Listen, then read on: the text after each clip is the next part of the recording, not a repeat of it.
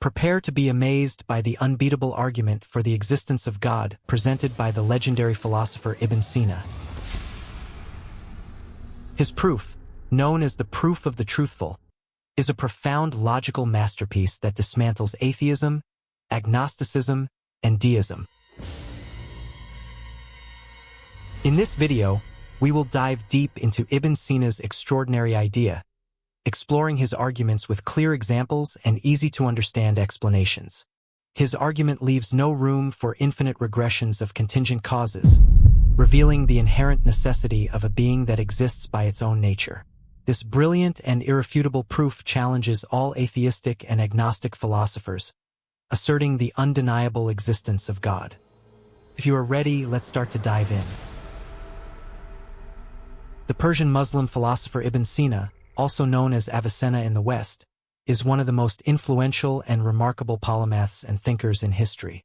Not only did he greatly impact the Islamic intellectual tradition, but he also profoundly influenced European thought, inspiring the scholastic tradition and writing a medical textbook that remained a standard in Europe until the early modern period, around the 18th century.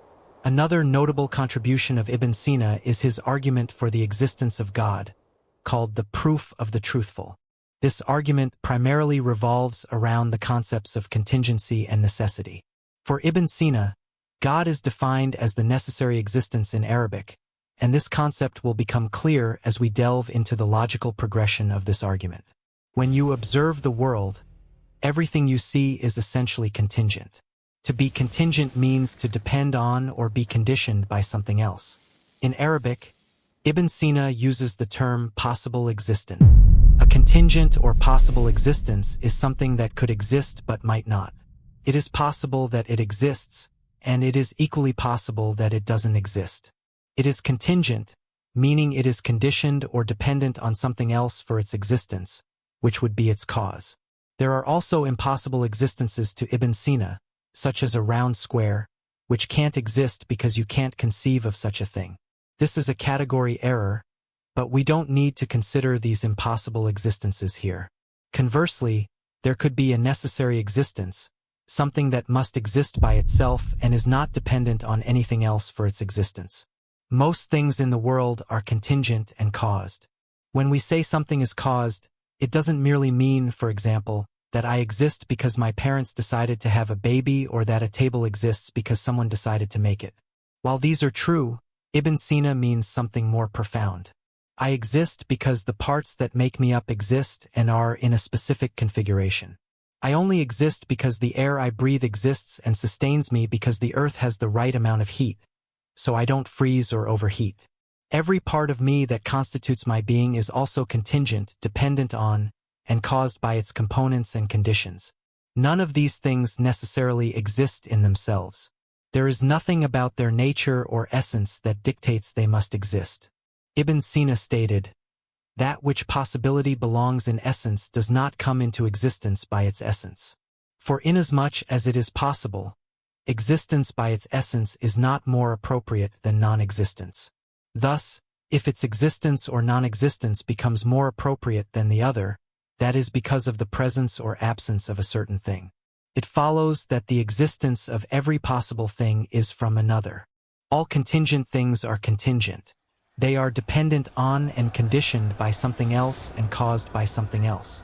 This raises the question, are all things contingent, or is there a necessary existence, something that necessarily exists by itself without relying on anything else?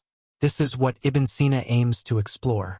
A Buddhist might argue that all things are contingent and dependent, or they might argue that there aren't even things at all, but that's beside the point. Whatever contingent existent we start with, it is either dependent on or caused by a necessary existence or another contingent existence. If you say the first thing is caused by a necessary existence, the argument is concluded. But most of us would argue that no, this microphone is contingent and dependent on or caused by other things, which are themselves contingent and dependent on other things, and so forth. When I say something is caused by another thing here, I don't mean temporally, but in terms of those things that make something exist at any given moment. We quickly realize we can do this infinitely, an infinite stretch of contingent existences. But at the end, there must be something that halts that chain of dependence, which itself isn't dependent on anything else. If you conclude that there is a necessary existence, the argument is concluded. But Ibn Sina isn't this lazy. Let's assume that all existences we know are contingent. Perhaps the whole chain or set of all contingent things, the universe taken together, is necessary. Everything we know in the universe seems to be contingent because everything is dependent on something else. But if everything is dependent, where is the source? What is the first cause, as Aristotle called it? No matter how far we push the argument, we always end up with more contingencies and never reach an independent cause that starts the chain. Assume that the totality of all contingent things is necessary while all individual constituents are contingent. This argument doesn't hold for Ibn Sina because a totality is a collection of parts. If the whole depends on parts, it too is contingent because it is dependent on its parts and caused by them. Ibn Sina said, "If that other existence in this chain of contingent existence goes on to infinity, every one of the units of the chain will be possible in essence, but the whole chain depends on these units. Thus, the chain too will not be necessary and becomes necessary through another." He further explained in the Shat, "Every totality having every one of its units as a cost requires a cost external to its units. This is because either 1. It does not require a cause at all, hence it is necessary and not possible. But how could this be so when it is only necessitated by its units? 2. It requires a cause that is all its units. Hence, it is caused by itself. That totality and all its units are one thing. Further, each unit is not something through which the totality is necessitated. 3. It requires a cause that is some of its units. But if every one of its units is caused, then some of its units are not more deserving of being the cause than others. The cause of the cause is more deserving of being the cause, for it requires a cause external to all units. This is the remaining truth." Ibn Sina presented 4 options here. The first, we covered, maybe the whole set doesn't need a cause, but it is caused because it is dependent on its parts. The second option is that all individual units are the cause of the whole set, but this doesn't make sense because all units are contingent.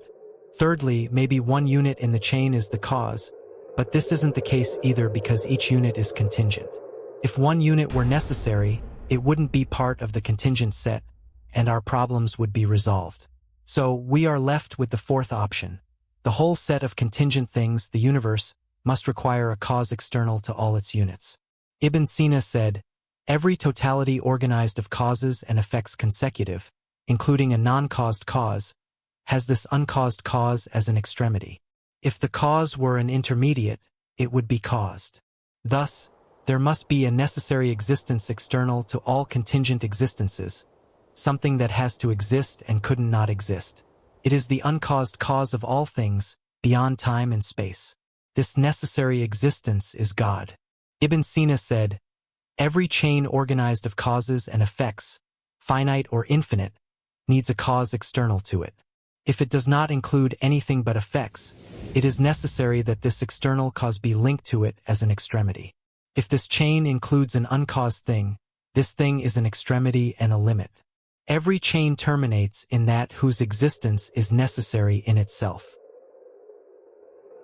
This necessary existence must be beyond time and space, otherwise it would be bound and thus contingent. It must be simple and unified, a partless reality, because if it were made of parts, it would be dependent on them and caused by them, no longer a necessary existence."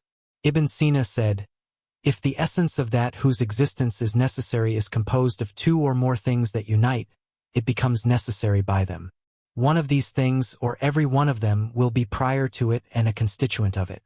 Therefore, that whose existence is necessary is indivisible, whether in concept or in quantity. Thus, the necessary existence must be immaterial and incorporeal, not dependent on a body. It is unlike anything in the world, not sharing the quiddity or whatness of anything else in terms of genus or species. The quiddity or essence of God is simply existence." Ibn Sina said, "The first has no alike, no contrary, no genus, and no difference. It has no definition and cannot be indicated except by pure intellectual knowledge." Ibn Sina also attempted to show that this necessary existence aligns with Islamic theological tenets, particularly monotheism. Why does there have to be only one necessary existence? Couldn't there be two, three, or more? Suppose there are two necessary beings. There must be something that separates them, meaning they have similarities making them necessary but also differences making them distinct. This means they are made of parts, so they are caused by those parts and not necessary. There must be only one necessary existence or God, who shares all the outlined characteristics. In a nutshell, this is Ibn Sina's proof for the existence of God, an argument that has been very influential. Ibn Sina believed he proved there is a necessary existence with certain features and qualities that align with the Islamic conception of God. If you liked the video, please hit the like button and subscribe to the channel. Don't forget to leave a comment about our video.